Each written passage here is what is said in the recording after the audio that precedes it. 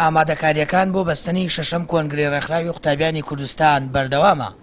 لەو چوارچێوەیەدا بە بەشداری نزیکەی 150 ئەندامی ناوەندی هەڵەبجەولقەکانی سیروان و هورامان کۆنفرانسی ناوچەیی ئەنجام درا و بەرپرسی نوێی ناوەندی هەڵەبجەوەندامانی کۆنگرا لە ڕێگەی هەڵبژاردنەوە دیاری کران. و دیارەکارەکانی لیژنەی باڵای ئەمریکاری کۆنگرەی شەشەمی ڕێکخراوی قوتابیانی کوردستان بەردەوامە.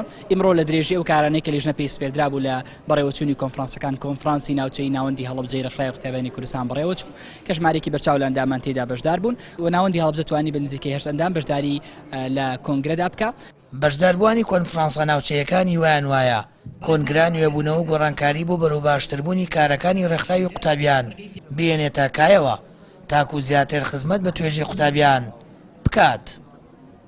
بەشداری ئەندامێکی زۆر سوپاسیانەکەن ئێمە لێرەوە توانیمان کۆنفرانسێکی سەرکەوتوو ببەستین و هەروەها بەرپرسی ناوەند هەڵبژێرین و هەروەها ئەندامانی کۆنگرە هەڵبژێرین و ئێمە هیوایەکی زۆرمان لەسەر کۆنگرە هەڵچنیوە و بە هیوای نوێبوونەوەیەک چونکە لە ماوەی ئەم 4 ساڵی ڕابردووە ڕێکخراوی قوتابیانی کوردستان دەستێکی زۆر باش و جێدەستی دیار لە هەموو ئیشەکانە بە تایبەت خزمەتکردن بە قوتابیان بە ئومێدی ئەوەی کە لە کۆنگرەیە گۆڕانکاریێکی گەورە و جەزری بکەین بۆ ڕێکخراوی قوتابیانی کوردستان و بۆ ئاستی مەکتەبی سکرتێریەت و سەرجەم ناوەندەکان وە ڕێکخستنەوەیکی باشیان بۆ بکەین و سەرجەمیان ڕێکخرێنەوە و خزمەتی گەورە بە چین و توێژی قوتابیان و خوێندکاران بکەن.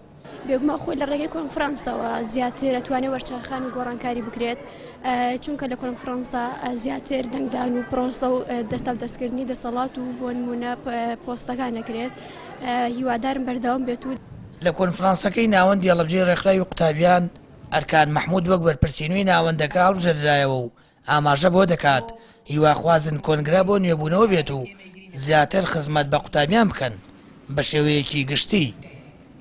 ئەوەی لای ئێمە گرنگە بەڕاستی کۆنگرەیەکی سەرکەوتووە چۆن بتوانین کارێ بکەین بۆ خولی داهاتوو ڕێکخرا و نوێبوونەوە بەخۆیەوە ببینێ و پێشتر بکەوێت لەوەی ئێستەی کە هەیە.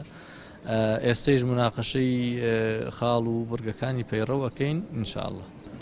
لە کۆنفرانسی ناوەندی هەڵەبجە 8 ئەندام بۆ کۆنگرەی شەشەمی ڕێکخراوی قوتابیانی کوردستان هەڵبژێردران و لە چوارچێوەی کارەکانی لیژنەی باڵا لە کۆی 12 ناوەند 7 ناوەند کۆنفرانسە ناوچەیەکانی ئەنجام داوە و تاکو ناوەڕاستی ئەم مانگە بڕیارە تەواوی ناوەندەکان کۆنفرانسی ناوچەیی ببەستن.